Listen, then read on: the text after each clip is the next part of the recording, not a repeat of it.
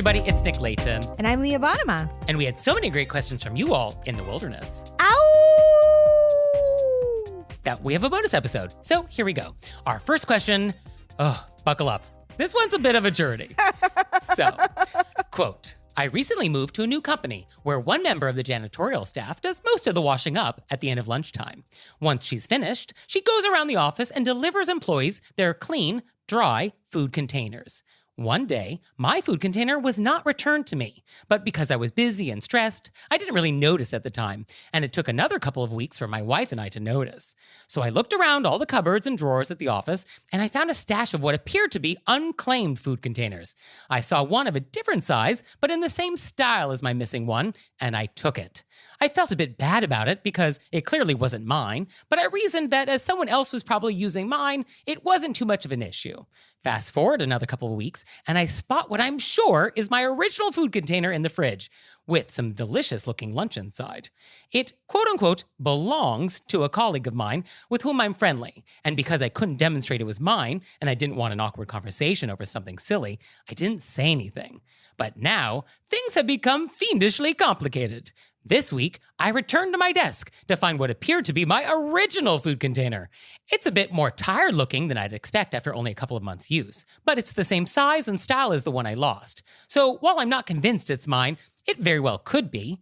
Paralyzed by indecision, I left it on my desk for a day to allow the colleague mentioned before, who I assume was now one food container down, to reclaim it. He did not. So now I've taken that one home too. This was briefly satisfying, but now feels wrong. I'm sure I should return one of them, but which? Or do you think I should return both? Please help. I have a definitive answer for this one. Okay. Oh, I love definitive. You return the one that you took from the unclaimed food containers that clearly wasn't yours. Yes, I feel like returning the one that you know definitively isn't yours. Yeah, that feels like the answer here. Sure. Put it back. Now there's this other container that may or may not be yours. Apparently, this style of container is very popular. So it's very possible that this is not yours and yours has been lost for good. And so to keep this one that you think might be yours, yeah, I feel like there is some ambiguity here. And because of the ambiguity, I think we want to solve that. And the way we solve that is to ask this other colleague who might also have some claim to it. Yeah, I like that. I think return the original one and then just go to your colleague and be like, I lost my dish a few weeks ago, and then this one showed up. I think we have a similar dish. Whose dish is which dish? Right. And just say it like very light, like, oh my goodness, we all have the same dish. But then you have to be prepared for that colleague to say, oh, that is mine. And I think that's what our letter writer doesn't want to have happen, because then he will have no containers. But then there may be another container floating around that we don't know about it. Maybe that colleague goes like, oh, I saw another one. Let me show you where it is. Oh, that's true. This colleague might be waiting for the rightful owner to appear. Yeah. Oh. They could be like, oh, I'm so glad you asked, because I was like, is this a different dish? Because it looks like mine, but it's a little different. Oh, yay. And then it's this triumphant moment. Like the end of a Disney movie. Or if this was a rom-com, like this is how it happens. This is how it happens. This is how our protagonists come together. And you form a team who betters the Tupperware community at the office. Oh, and then harmony reigns. Okay. So long story short, you should not keep things that aren't yours. And if you're not sure if something is yours, you should try and clarify it. Yeah, and I think just go to that person with an upbeat, inquisitive attitude. Attitude is everything. And definitely return the original one that you know isn't yours. Yeah, please do that. So our next question is, quote, I sent flowers to a friend out of state as a thank you for something, and they just sent me a photo of the flowers thanking me for them. I was shocked to see the flowers were way less impressive than I paid for. What does one do when one is embarrassed by the less than impressive flowers they've sent? Do you want to go? This is tricky. It is tricky. This is tricky. I had a thought that is in either A or B, even though A or B isn't listed there, but it was an afterthought I had, which is, could you call the flower company first and say, hey, I ordered flowers through you. This is what I paid for. This is what I thought I was getting. My friend just texted me the picture. It's a different flower, different arrangement, significantly smaller. Could you clarify for me what happened here? And maybe they'll just send off the bouquet, and then you tell your friend, oh, hey, there's another one coming because that actually isn't the one I sent you, and then they'll see this gloriousness that you sent them. So what was missing from this question was what was wrong? Because they're saying that it wasn't as impressive as what they paid for. So a question is is that actually true or not? And were the expectations of the sender correct for what was happening? Like, for example, $50 of flowers in New York City, that's a wilty Gerber daisy in newspaper. $50 in a small town florist, you get a beautiful arrangement. And so, your money goes very different lengths depending on where you're going. So it maybe you just had different expectations for what this florist was going to provide for the budget. Possibility. There's also the possibility that the flowers were incorrect. It was not what you ordered. And then there's the possibility that the flowers were correct, but they were just sort of wilty or old or arrived in a not great shape. Well, I think that all of that could be clarified by calling the florist. Yes, I think definitely you want to maybe reach out to the florist first, because you don't want to make this the recipient's problem. You don't want to get them involved. Yeah, you don't want to give them something else to do. Right. But as the recipient, if you receive flowers that you think are incorrect, don't loop in the gift giver. Don't bother them with that either. You should call the florist. If you get something that's wilty or damaged or old, you should call the florist. Be like, hey, I just got flowers. This probably wasn't what they meant to send because of XYZ. And then have the florist deal with it. It's similar to if you get a wedding gift and you get a crystal gravy boat and it arrived broken. You're not going to complain to the person who sent it to you. You're going to complain to UPS or the store that sent it. You deal with it. Don't bother the sender with that. I do think, though, that the people that received the flowers were just grateful for the flowers. They didn't get that feeling at all. Right. So then the question is, should you do anything about it? Because the recipient apparently likes the flowers and thought they were great. So do you want to emphasize the fact that, they weren't great? Or do you want to send new flowers? What do you want to have happen here? I mean, I get the idea that they want the recipient to know that they actually paid for something more quote unquote impressive. So that's why I think call the florist. And then if the florist is that's what you paid for, that's what it is, then that's the end of it. Then I could think that's the end of that. Yeah. Unless there was a mistake here. I don't think we're sending a second set of flowers. Well, I also don't think, the other option is to say to your friend, oh my goodness, I felt like I ordered something different for you that was more flowers, but I'm glad you like it. But that seems like a weird thing to say. It's a weird thing to say if you're not prepared to do anything else then. Yeah. I wanted to get actually something better for you, but I didn't, and I will not still do that. So enjoy what I got you now. That's weird. Yeah, I think that it would just come out weird. Yeah. Well, it's oh yeah, I meant to get you the more expensive chocolates, but they actually sent you the cheap ones. But I hope you like those. I'm not going to send you the things I wanted to send you. So enjoy the cheap chocolate. Bye. That's why I think we call the florist first and see if there was a mistake. Yeah, florist first. Clarify whether or not something has actually gone wrong or if your expectations were just incorrect for what was happening. If something has gone wrong, then yeah, the florist should fix it and should do whatever that means. And if it's just that you hope to have something more impressive, but that just wasn't what the florist was going to do for your budget, well then pick a different florist next time. And I also think that people receiving flowers know it's the gesture of flowers that people are really appreciative of. Oh, absolutely. Yeah. I mean, if you get long stem roses or you get an orchid or you get, some daisies or tulips, the sentiment is sort of similar for all of these things. Yeah. Something arrived in the mail that was a happy, thankful moment. And I bet they were delighted by it. And they sent you a photo and they thanked you. And so they're delighted. And so on some level, just let it go. Call the florist and then let it go after. Okay. So our next question is, quote, I need the courage to shoot down a friend who's asking for too much. A college friend of mine let me crash at her house for a weekend when I was between apartments, and I was very thankful for this, and I bought her a meal to make my appreciation known. 2 weeks ago, she asked if she could crash at my place for a weekend while she puts her apartment up on Airbnb.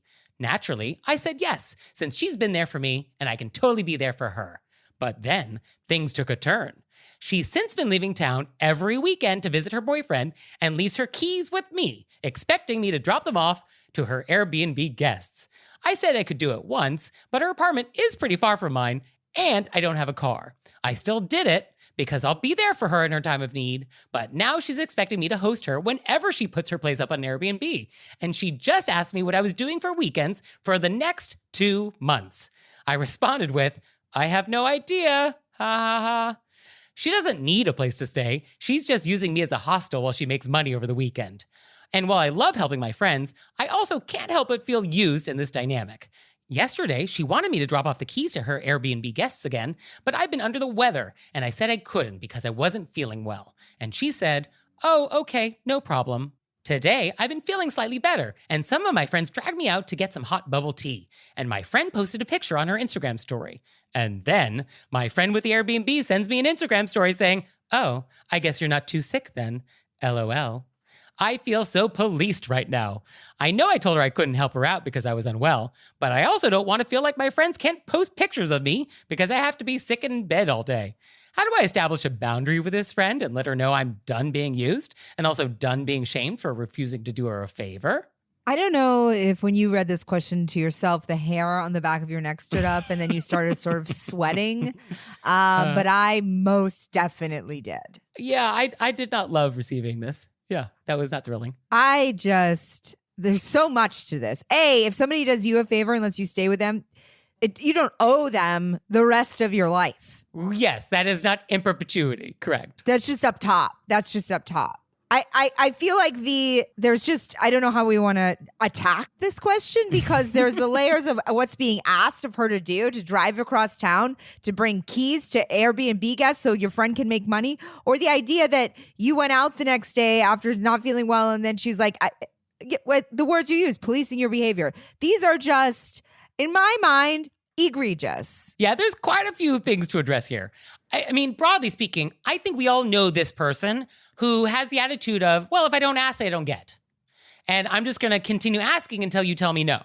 And there are these people who just like to push and push and push until you sort of set that boundary. And then they're like, oh, okay, there's the boundary. So I think this person is that type who just feels like, well, I'm just going to keep asking because if you don't ask, you don't get. And we'll wait until I hit a wall. So I think how to deal with those people is to, got to set that boundary and got to hold that boundary. And with those people, I think things like, I don't know what I'm doing, or like they don't read the room. There's no room reading with these kind of people. You have to say things very directly with these kind of people. Like, I'm not available to do this. I can't use my weekends this way. I'm sure you understand. Thank you so much. It's like multi-level marketing.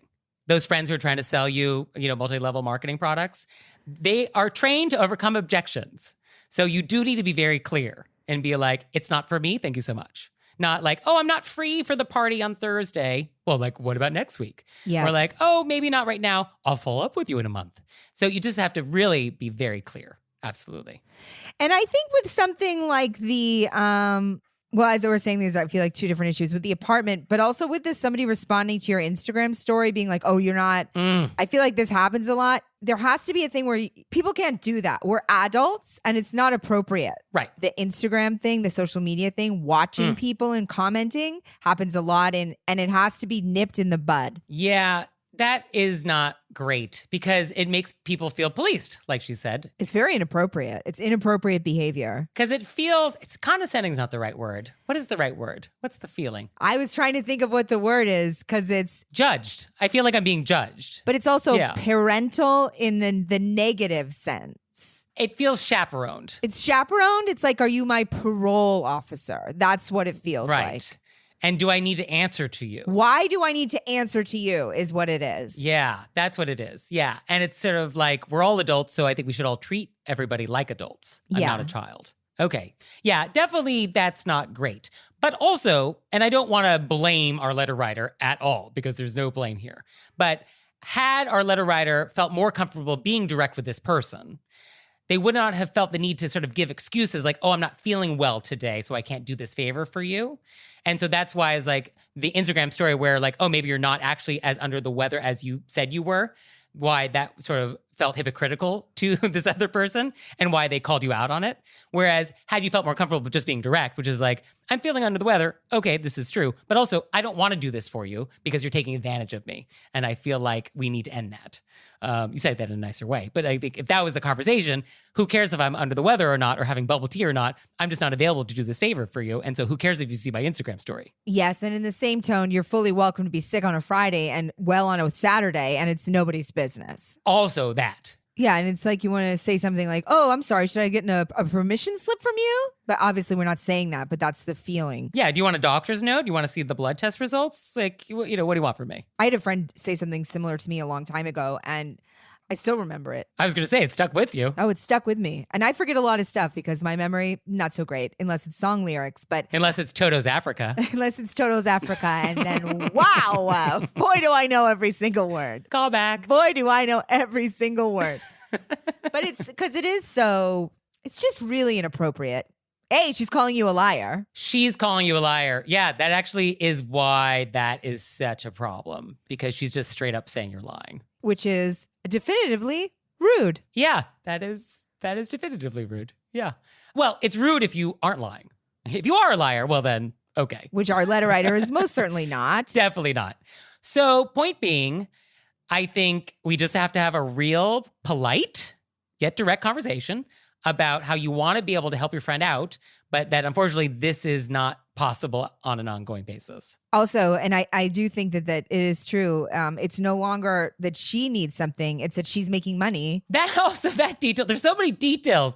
Is she splitting the money with you? Since you're taking the key, half the part of the Airbnb stuff is bringing the keys, meeting the people. Are you getting paid for that? Or if you knew that your friend was like in a financial place where they needed money. Oh, totally different story. Totally different story. I'm not getting that that's what this is. No, I'm getting I have a boyfriend and I'm at his place anyway. And so why let my apartment go to waste? Let me make some cash. And on those weekends when I don't want to crash with my boyfriend, I will still Airbnb, but I'll just stay at your house and pocket the difference. And when I'm not there, I'm just going to have you bring the keys over because you love walking across town and taking Right. whatever.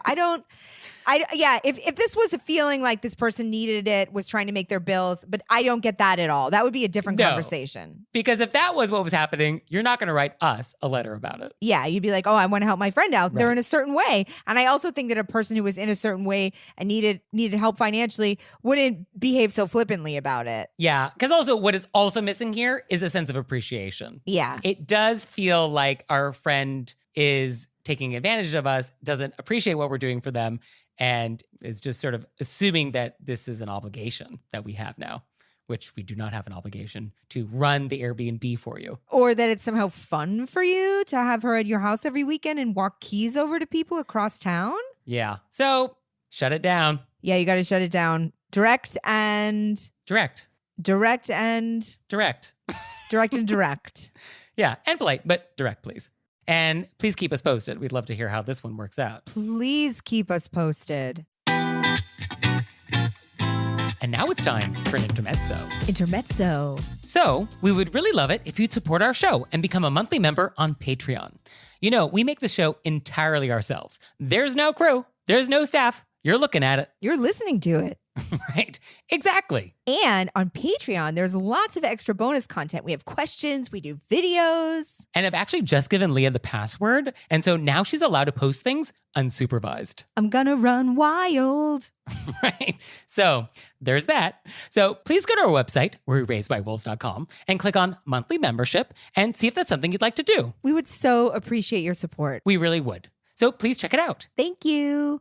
So our next question is, quote, how does one properly address an envelope for a thank you note when knowing the last name of only one spouse and being unsure whether the other spouse has taken the same last name?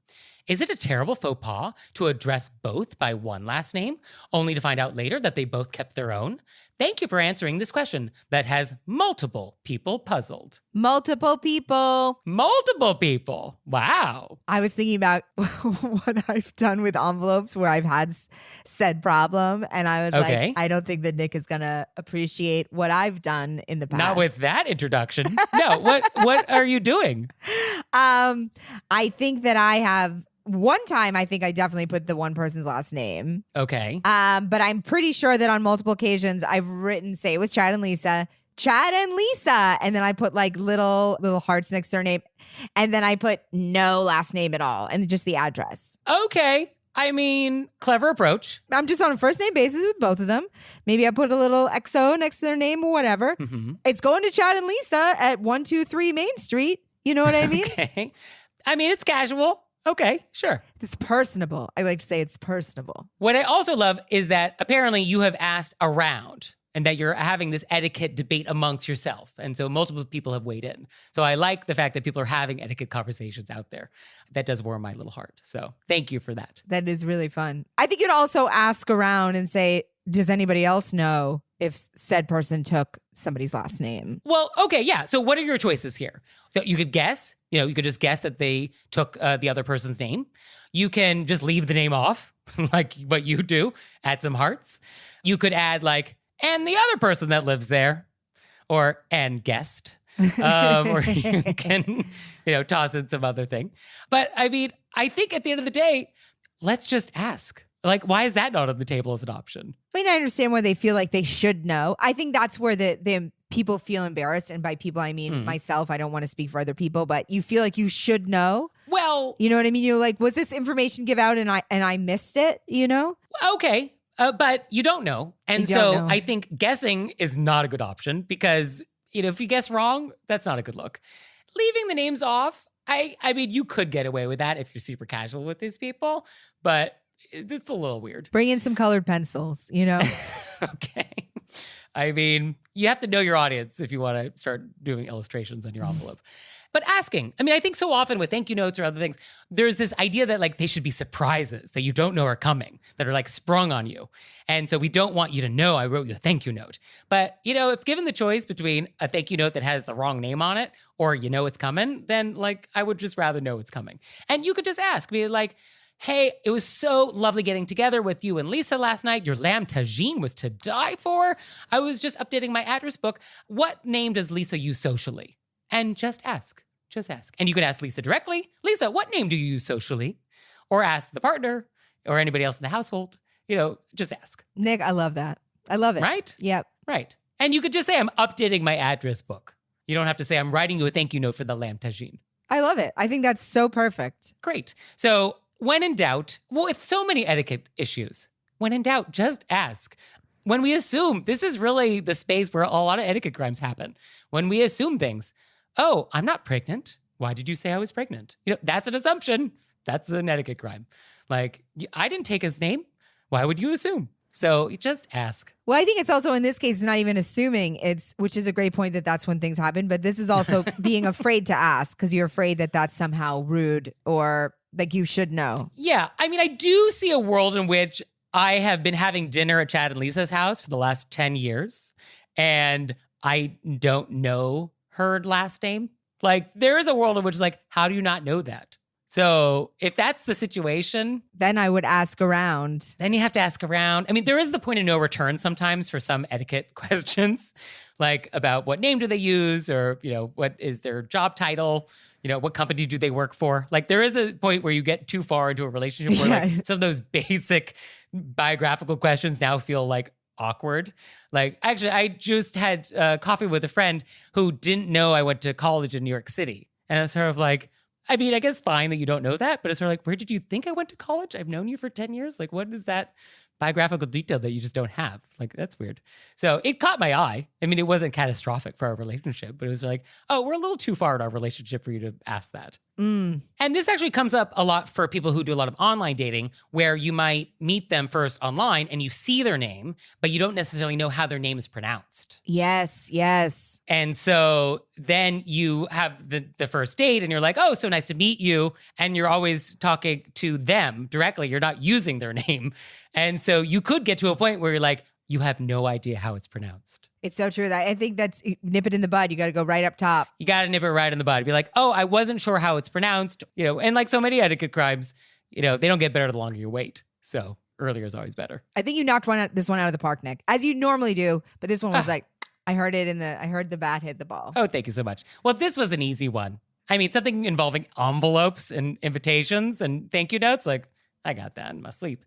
So our next question is, quote, I'm currently on a multinational work trip, and since I had a week and a half in Brazil before heading to Colombia, I invited a friend to join me for my last week in Brazil, and then for a week in Colombia.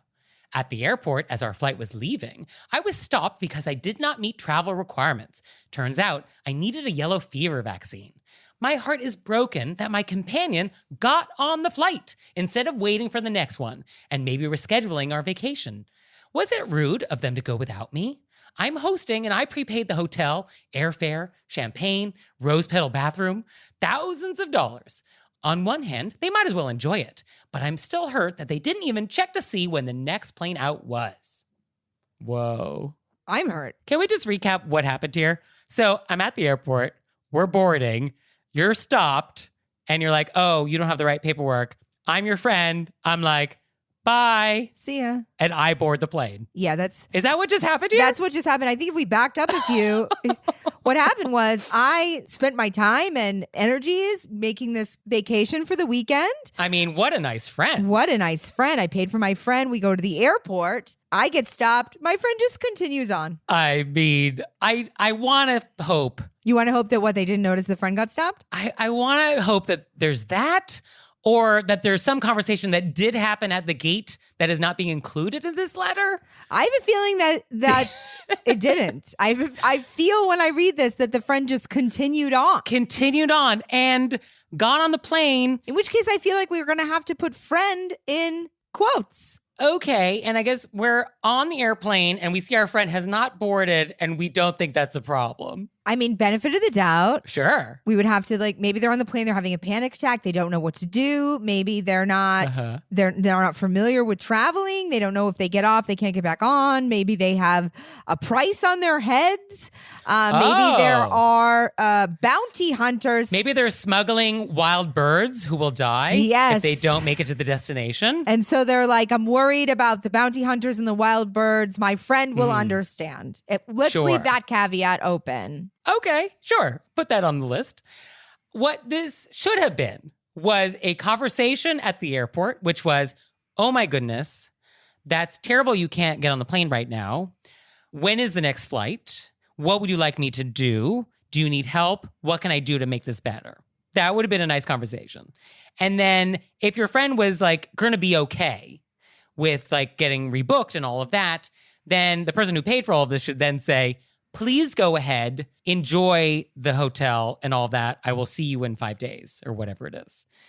Someone should enjoy it, but that should be a conversation. It should definitely be a conversation. And also it's possible that you can't get the yellow fever vaccine quick enough, in which case, do we know that the friend should even necessarily go? Yeah, I actually think that the letter writer cannot actually go to Colombia for the vacation. There's not enough time. Yeah. So they will not be able to actually do it. So yes, it's a valid question of should you just let it all go to waste or not? Is it all non-refundable? Is it all go to waste?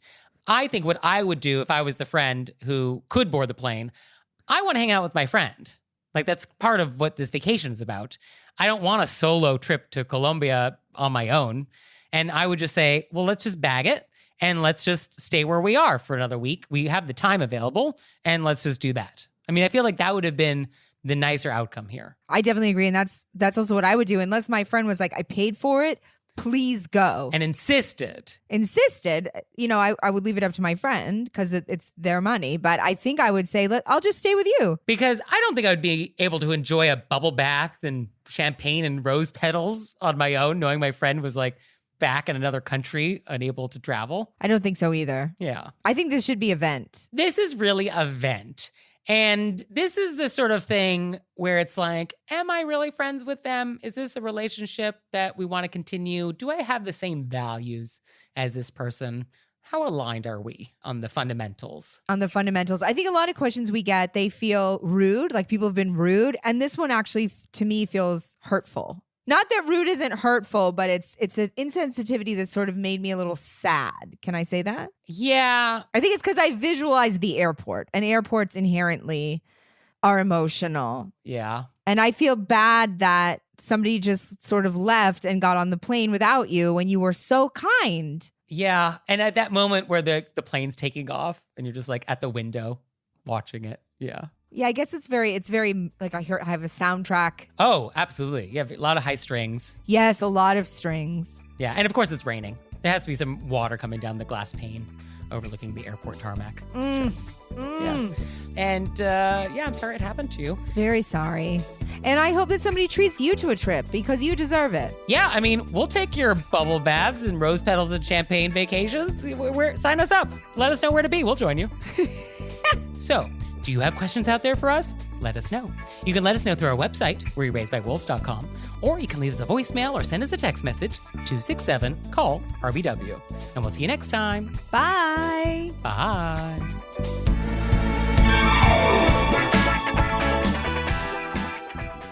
Oh, Leah, one more thing. What? Have you signed up for Patreon yet? I have. Me too. You out there, have you signed up for Patreon yet? No? Well, go to our website, wereraisedbywolves.com, click on monthly membership, check it out, because we would really appreciate it if you'd support our show. We love your support. We would. So please do that, and we'll see you next time. Bye. Bye.